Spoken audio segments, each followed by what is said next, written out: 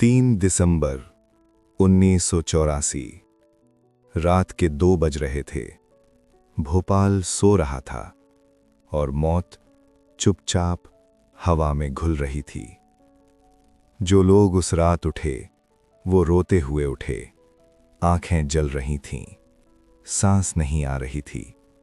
सड़कों पर लोग दौड़ रहे थे, लेकिन किस तरफ ये किसी को नहीं पता था। बच्चे गिर रहे थे, माएं चीख रही थीं, और जो गिरा वो फिर उठा नहीं। उस एक रात में 25,000 से ज्यादा लोग मारे गए। 5 लाख से ज्यादा जिंदगियां हमेशा के लिए बदल गईं। इतिहास ने इसे इंडस्ट्रियल एक्सीडेंट कहा, लेकिन क्या ये सच में एक्सीडेंट था? क्योंकि एक इंसान था, एक इंडियन इंजीनियर, जिसने 3 महीने पहले ही लिखकर बता दिया था कि तबाही आने वाली है। उसने वार्निंग दी, लिखित वार्निंग, और उस वार्निंग का क्या हुआ, यही वो सवाल है जो आज भी हजारों मौतों का जवाब मांगता है। ये कहानी उस इंसान की है। यूनियन कार्बाइड कॉरपोरेशन, एक अमेरिकन मल्टीनेशनल कंपनी। भोपाल में इसका प्लांट 1969 में खुला था। शुरुआत में यहाँ पेस्टिसाइड्स बनते थे, भारत की खेती को बचाने के नाम पर। प्लांट के अंदर एक केमिकल था, MIC, मिथाइल आइसोसाइनाइड। इतना जहरीला कि हवा में घुलते ही इंसान की आंखें, फेफड़े और दिल सब जलाकर रख दे। और इस MIC को स्टोर किया जाता था जमीन के नीचे बड़े बड़े टैंक्स में, हजारों लीटर। अब यहाँ एक नाम आता है, TR चौहान, यूनियन कार्बाइड के एक इंडियन इंजीनियर, एक आदमी जो सिस्टम के अंदर था और इसीलिए जानता था कि सिस्टम कितना टूटा हुआ है। 1984 के शुरुआती महीने थे। चौहान प्लांट में काम करते करते एक बात नोटिस कर रहे थे। बार बार, हर दिन, सेफ्टी सिस्टम्स काम नहीं कर रहे थे। रेफ्रिजरेशन यूनिट जो MIC टैंक्स को ठंडा रखती थी, वो बंद पड़ी थी, क्योंकि मैनेजमेंट ने कॉस्ट कटिंग के नाम पर उसे शट कर दिया था। फ्लेयर टावर जो गैस लीक होने पर उसे जला देती, वो भी बंद थी, रिपेयर के लिए। स्क्रबर जो जहरीली गैस को न्यूट्रलाइज करता, वो भी ठीक से काम नहीं कर रहा था। एक के बाद एक हर सेफ्टी लेयर या तो बंद थी या टूटी हुई थी। चौहान को समझ आ रहा था ये प्लांट एक टाइम बॉम्ब बन चुका है, और वो चुप नहीं रहे। सितंबर 1984, चौहान ने एक रिटन कंप्लेंट तैयार की, काले अक्षरों में, कागज पर, जिसमें उन्होंने एक एक खराब सिस्टम का जिक्र किया, एक एक सेफ्टी फेलियर का। उन्होंने लिखा, अगर इन्हें ठीक नहीं किया गया तो एक बड़ा हादसा हो सकता है।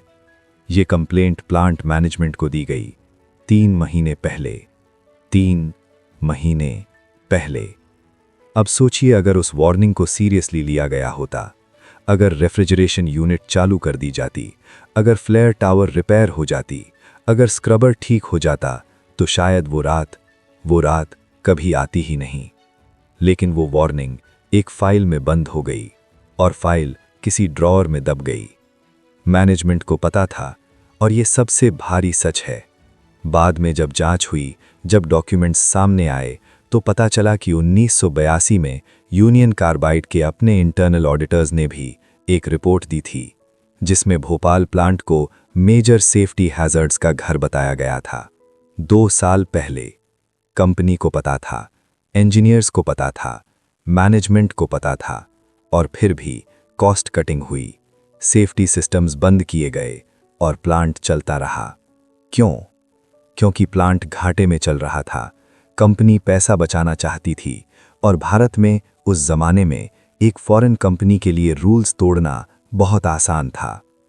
3 दिसंबर की रात प्लांट के एक टैंक में पानी घुस गया, किसी नेग्लिजेंस से या किसी और वजह से, आज भी डिबेट है, लेकिन जो हुआ वो तय था। पानी MIC से मिला, रिएक्शन हुई, टैंक का प्रेशर बढ़ा, और वो सेफ्टी सिस्टम्स जो रोक सकते थे इसे, सब बंद थे। गैस बाहर निकली, चुपचाप, बिना किसी अलार्म के, क्योंकि अलार्म भी ठीक से काम नहीं कर रहा था। और वो गैस भोपाल की गलियों में फैल गई, झुग्गियों में घुस गई, जहां गरीब लोग सो रहे थे, जिन्हें नहीं पता था कि वो जिस हवा में सांस ले रहे हैं वो उनकी आखिरी सांस है। टी.आर. चौहान बाद में एक विसल ब्लोअर बने। उन्होंने किताब लिखी, भोपाल दी इनसाइड स्टोरी। उन्होंने दुनिया को बताया कि वार्निंग दी गई थी, कि डॉक्यूमेंट्स थे, कि मैनेजमेंट जानती थी, लेकिन जो इंसाफ मिलना चाहिए था वो नहीं मिला। यूनियन कार्बाइड के तत्कालीन सीईओ वॉरेन एंडरसन भारत आए, अरेस्ट हुए और फिर जमानत पर छूटकर अमेरिका चले गए, वापस कभी नहीं आए। इंडियन कोर्ट्स ने सालों तक केस चलाया। 2010 में 26 साल बाद कुछ लोगों को 2 साल की सजा मिली। 2 साल, 25,000 मौतों के बदले 2 साल। भोपाल में आज भी वो प्लांट खड़ा है, बंद, वीरान, लेकिन खड़ा है, और उसके आसपास की जमीन आज भी जहरीली है, पानी आज भी दूषित है, और उन सर्वाइवर्स के बच्चे जो उस रात पैदा भी नहीं हुए थे, वो आज भी बीमार पैदा होते हैं। ये ट्रेजेडी सिर्फ एक रात की नहीं थी, ये ट्रेजेडी 40 साल से जारी है। टी.आर. चौहान ने वो वार्निंग दी थी, उन्होंने अपना फर्ज निभाया था, लेकिन जिन लोगों का फर्ज था सुनना, उन्होंने नहीं सुना। और इतिहास का सबसे दर्दनाक सच यही है कि भोपाल में जो हुआ वो एक्सीडेंट नहीं था, वो एक चुनाव था। किसी ने चुना मुनाफे को, किसी ने चुना चुप रहना, किसी ने चुना एक वार्निंग को ड्रॉअर में बंद कर देना, और उस चुनाव की कीमत 25,000 जिंदगियों ने चुकाई, जो उस रात सो गए और कभी नहीं जागे। अगर इस कहानी ने आपको छुआ तो इसे उन लोगों तक पहुंचाइए जो ये नहीं जानते। पसंद कीजिए, साझा कीजिए और इस चैनल को सब्सक्राइब कीजिए, क्योंकि ऐसी और भी कहानियां हैं जो सुनी जानी चाहिए।